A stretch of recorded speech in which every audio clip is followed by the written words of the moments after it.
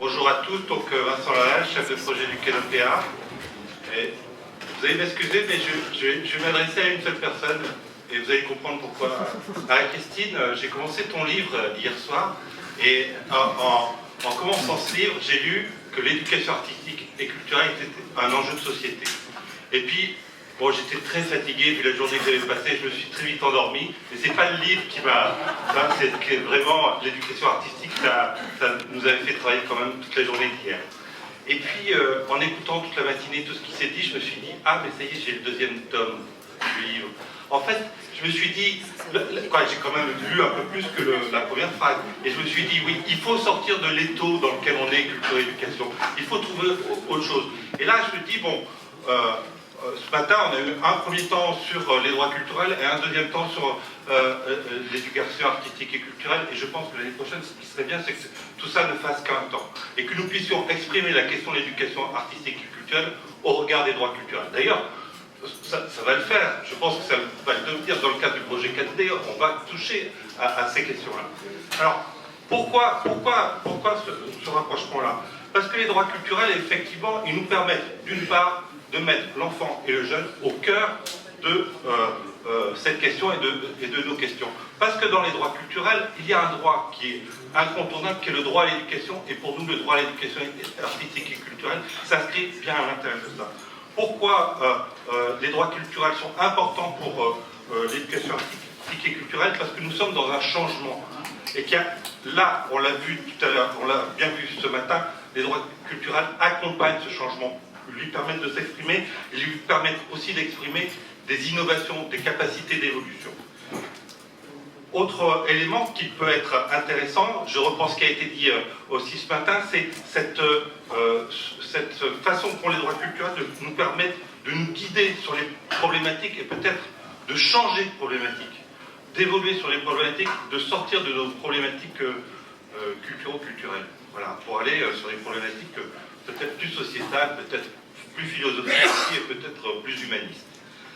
Dernier point, avant-dernier point, je vais aller vite parce qu'on a tous faim, c'est que ce que nous apportent les droits culturels, et en tout cas les outils proposés par Patrice Meyer-Bisch, c'est le fameux référentiel dont a parlé Christelle sur les interconnexions. L'éducation artistique et culturelle, telle que nous l'avons vue décrite pendant toute la précédente table ronde, est un jeu d'interconnexion. Interconnexion entre les disciplines, interconnexion entre les publics, interconnexion entre les lieux, interconnexion entre les temps, interconnexion entre les institutions. On a là déjà les éléments, les ingrédients, je veux dire, par exemple des projets éducatifs de territoire dans lesquels on va inscrire cette éducation artistique et culturelle. Voilà tout simplement ce que j'avais à dire. Et donc, je pense qu'en 2015-2016, Marie-Christine sortira un deuxième tome avec effectivement l'ensemble de ces éléments-là et nous découvrirons une autre façon de vivre l'éducation artistique et culturelle. Je vous remercie. Je vais essayer de faire la synthèse de ce que moi j'ai retenu de ce matin via une expérimentation qui est menée par le Conseil général du Nord et qui s'appelle le PEGD. Donc moi je vais vous parler d'éducation, projet éducatif global départemental. Alors on a débuté ça, c'est le président Patrick Caner qui a lancé ça. C'est à la fois une démarche et un projet qui sont tous les deux innovants parce que dans la démarche, on part d'un constat, on veut tous que nos collégiens, nos gamins réussissent. Voilà, ça c'est la base. Seulement, on se rend compte très rapidement qu'en fonction des interlocuteurs, ce qu'on met derrière réussite scolaire, c'est pas la même chose. D'accord? Si je vous posais la question, pour vous, ce serait, je sais pas, que votre enfant fasse l'ENA minimum, ce serait qu'il soit heureux, ce serait qu'il soit boucher charcutier, peu importe. Voilà, l'ambition pour nos collégiens, elle est multiple. Et nos collégiens, il y en a 98 000 dans le Nord, l'ambition elle est très forte et elle se manifeste de manière très différente pour chacun. Donc on part de ce constat, on a tous une ambition mais on ne se parle pas. Donc on va se mettre autour de la table. Donc on commence par se mettre autour de la table par le biais d'ateliers citoyens dans tout le département. On fait des rencontres éducation nationale, département du Nord, association d'éducation populaire et bien sûr parents d'élèves. Et on en discute.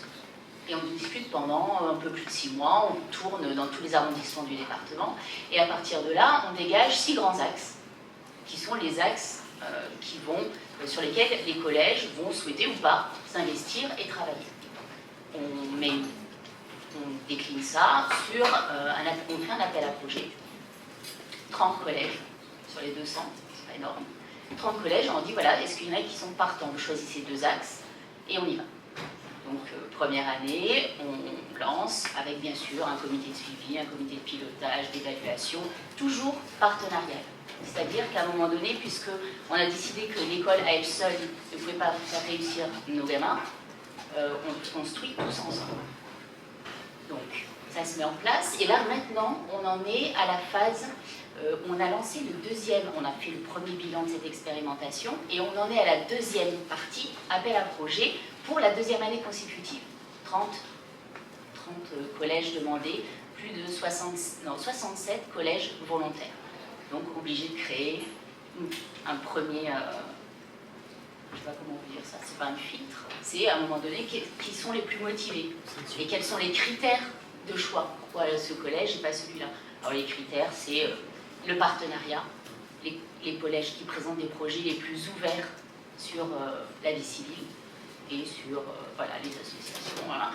En termes de territoire, en termes d'éducation prioritaire, parce qu'il y a quand même des territoires et des endroits qui ont besoin d'un coup supplémentaire. Donc voilà. Et là, pour le coup, sur les 67, les 30 qui ont été retenus, c'est pas une décision d'élu.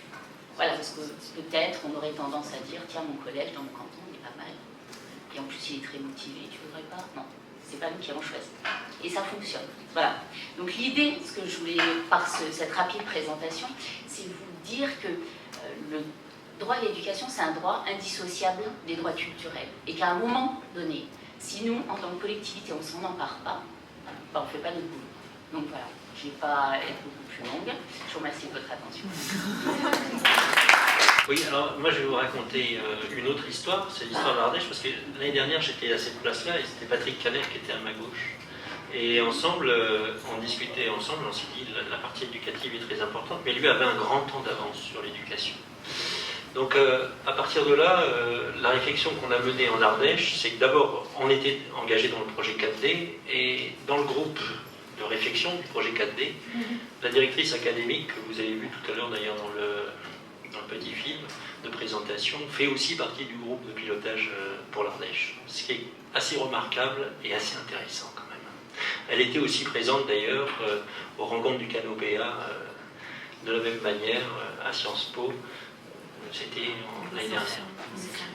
Donc voilà pour vous donner les deux éléments. L'idée de travailler, c'est de dire aujourd'hui, puisqu'on est sur des projets éducatifs, à l'action culturelle, puisqu'on est sur des réflexions aussi qui sont des réflexions de territoire liées au rythme scolaire, et qui dit rythme scolaire dit cellule d'appui, si après tout on n'essayait pas de mettre les mêmes acteurs, puisque ce sont les mêmes acteurs autour de la table, pour réfléchir ensemble, trouver comment on peut avoir un vrai projet éducatif qui démarre à 0 ans et qui finit à 25 au moins, ce qui nous permet d'ailleurs, parce que l'engagement, c'est très bien. Nous, on va jusqu'au collège, on peut accompagner les collectivités locales avec qui on a un lien important.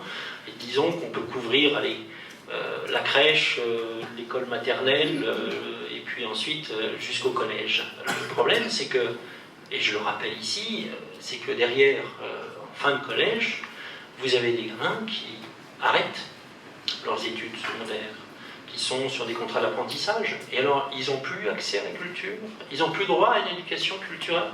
Donc on est réellement dans un engagement sur lequel, moi il me semble qu'il faut qu'on aille jusqu'à 25 ans, parce qu'on a tous les décrocheurs qui peuvent raccrocher aussi grâce à l'éducation artistique et culturelle. Et ça c'est le plus important, et ça fait partie d'une convention sur laquelle nous déjà, dans le tour de table, on a commencé à réfléchir avec la région Rhône-Alpes pour dire comment on va essayer de faire ce raccrochage-là. Donc c'est cet ensemble, à mon avis, linéaire, sur lequel le département n'est pas chef de file. Le département est un organisateur, parce que c'est l'organisateur social des populations. Et c'est un organisateur social qui met autour de la table l'ensemble des acteurs. Et c'est dans cet esprit-là, à mon avis, que nous avons une responsabilité, parce que nous avons la responsabilité des personnes qui vivent dans nos territoires. Et nous n'allons pas faire le projet éducatif départemental, nous allons accompagner le projet éducatif départemental des territoires. Et nous allons le faire ensemble avec eux. Donc voilà l'enjeu dans lequel on est. Cette cellule est en train de se mettre en place. Et en même temps, j'espère qu'à travers ça, on ne fera pas de mélange de genres. On ne se débarrassera pas de l'enseignement artistique sur le dos des rythmes scolaires. Et on ne se débarrassera pas des rythmes scolaires sur l'enseignement artistique. On fera une véritable part des choses. Mais en même temps, on aura l'enjeu d'un parcours artistique qui sera à l'école, hors de l'école, jusque dans les familles, parce que l'accompagnement social, c'est les départements, et l'accompagnement des familles, c'est les départements. Et donc on va pouvoir partager l'ensemble de ces parcours, et l'ensemble des enjeux culturels, et l'ensemble des messages. C'est-à-dire qu'aujourd'hui, nous-mêmes, dans nos départements, d'un point de vue éducatif, on s'est dit, l'égalité des genres, c'est en train de prendre un recul énorme. Travaillons sur cette notion-là. Et comment on fait? Justement, c'est peut-être en travaillant sur ces thématiques et en disant, nous, d'un point de vue culturel, on veut revenir sur des choses qui ne sont pas normales. Enfin, les démonstrations du mariage pour tous, contre le mariage pour tous, c'est complètement déliant, quoi. On a tous souffert dans nos territoires, mais qu'est-ce que ça veut dire? Ce recul de la connaissance, de l'appétence au savoir, à la culture, mais c'est déliant, et en plus, ce sont les chaînes publiques qui en ont fait le plus état. Comment dans nos territoires, on va réussir, enfin, à ce que cet obscurantisme culturel soit complètement controversé jusque dans les familles, et c'est cet enjeu-là, à mon avis, qui fait qu'à travers les droits culturels, et en associant tous les acteurs des territoires, nous avons aussi la direction des protections population qui est associée, nous avons aussi les CAF, parce que les CAF sont présents dans ce tour de table. Et bien, à partir de là, essayons de voir quels sont les enjeux, quels sont les objectifs, et partageons ensemble nos diagnostics. Le diagnostic de l'éducation nationale, tu as raison de le dire, Alexandra, c'est pas le même. L'excellence scolaire, c'est pas l'autonomie de l'individu, forcément. Et c'est cet enjeu-là sur lequel il va falloir qu'on réfléchisse longuement avec l'éducation nationale. Voilà.